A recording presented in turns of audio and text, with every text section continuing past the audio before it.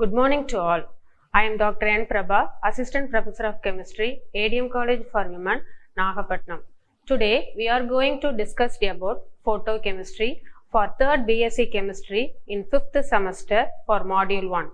In this chapter, we discussed about the contents, introduction, law of photochemistry, primary and secondary reactions of photochemical reactions, quantum yield, difference between photochemical and thermal reaction.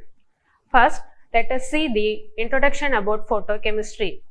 Photochemistry is the study of chemical reaction which are caused by the absorption of light radiations, that is known as photons. Only that radiations which are absorbed can cause the chemical reaction.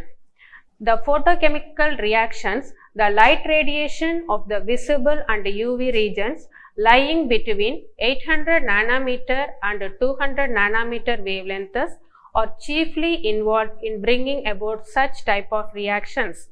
In photochemical reactions, activation energy is acquired by the absorption of photon of light associated with a particular amount of energy.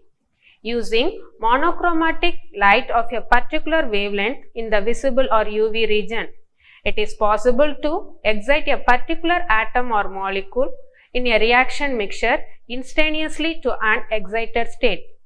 In a photochemical reaction, only a single selected species can be promoted to an excited state, independent to the other species present in the system. Now, the law of photochemistry. In the law of photochemistry, there are the 4 laws. In the first law of photochemistry, second law of photochemistry, Lambert's law and Lambert's-Beer's law. First, we see the statement for the first law of photochemistry. In the first law of photochemistry, only the light which is absorbed by a molecule can be effective in producing photochemical changes in a molecule. That is the first law of photochemistry. In the second law of photochemistry, it states that each photon of light absorbed by a chemical system, only one molecule is activated for a photochemical reaction. The energy absorbed 1 mole of the reacting molecule is equal to NH nu, where the energy is known as 1 Einstein. In the next one, Lambert's law. We have already familiarly known for the Lambert's law.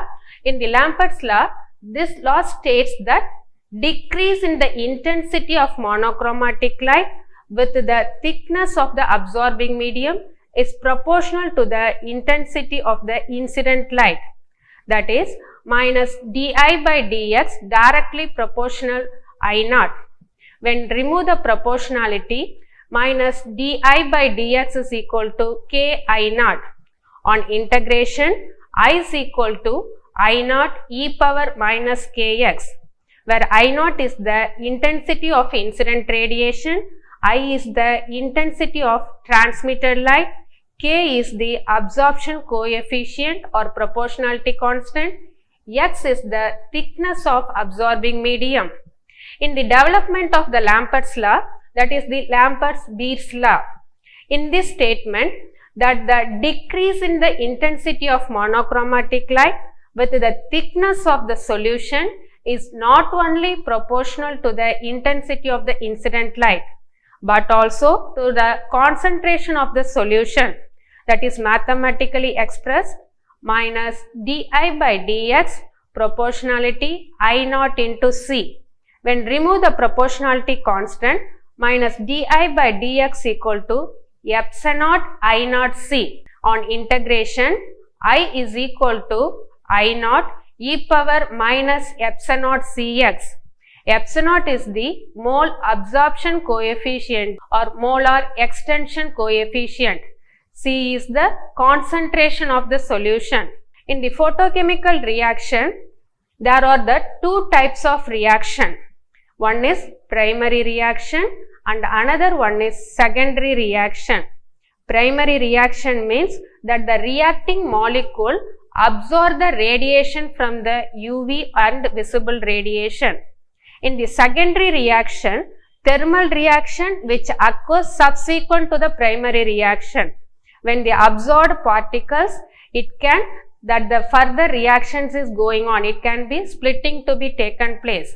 There is one example, that is dissociation of hydrogen bromide. When the hydrogen bromide absorb the UV light, it dissociates hydrogen radical plus bromine radical. That is the primary process. In the primary process, that the radical combine to the molecule. In the secondary process, radical converted into molecule, molecule converted into radical. So, HBr plus H radical gives H2 plus Br radical. And also, the any two radical combine to form the molecule. That is also the secondary process and also the reaction completed process.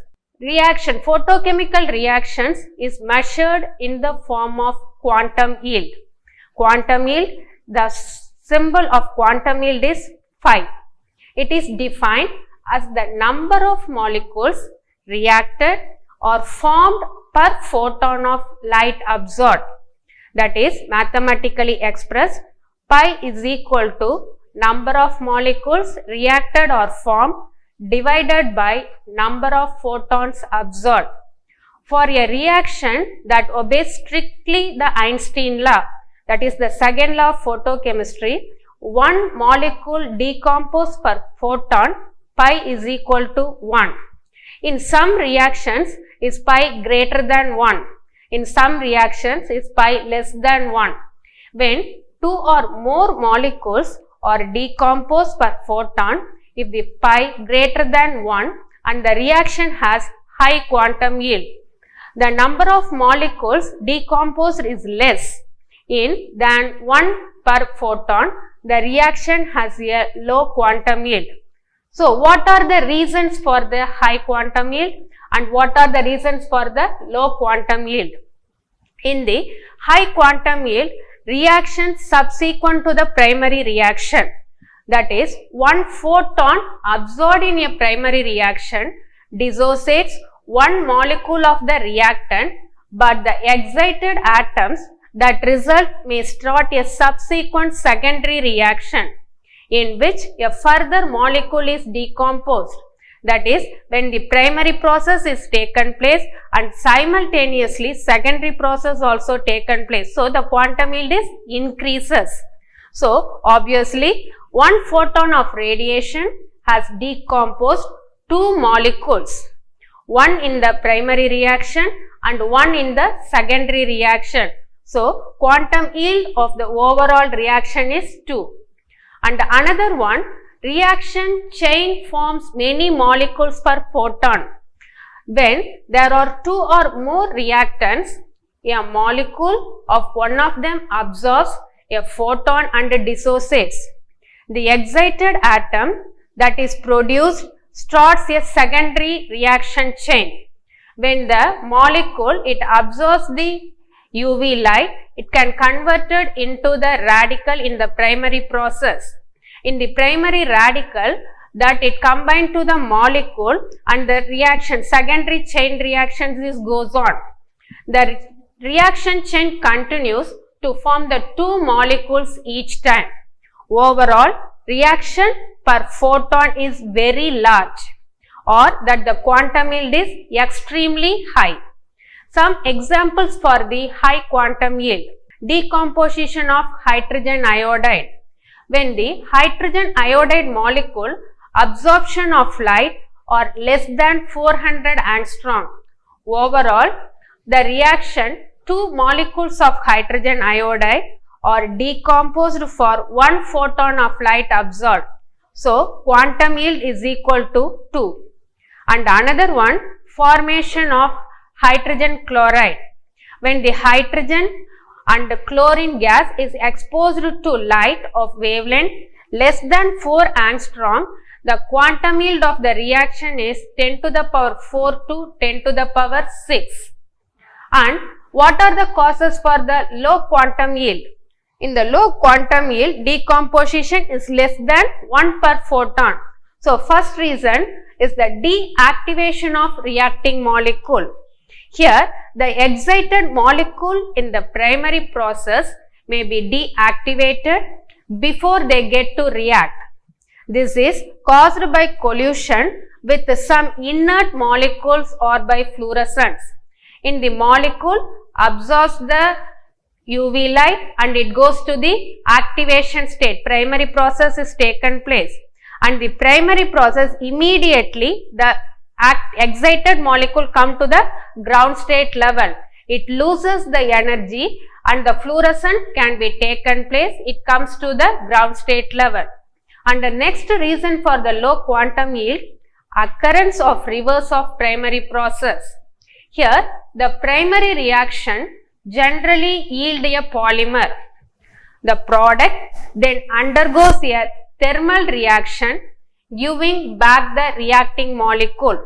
When the 2A reversible gives A2, the reverse thermal reaction proceeds till the equilibrium state is reached. Recombination of dissociated fragments. In a primary process, the reactant molecules may dissociate to smaller fragments. These fragments can recombine to give back the reactant. That is, A and B radical that the molecule, it absorbs the energy, it can dissociate into smaller particles, that is A plus B. Again it can be recombined, that it gives us AB. Thus, the secondary reactions involving the fragment to form the product will not occur. This will greatly lower the yield.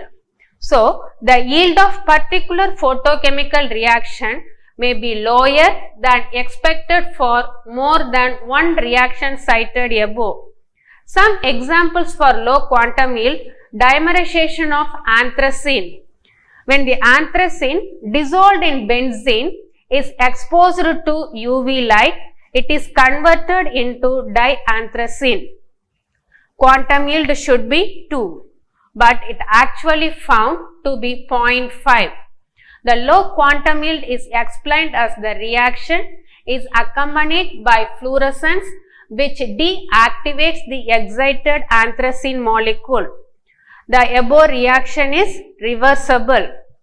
Combination of hydrogen and bromine.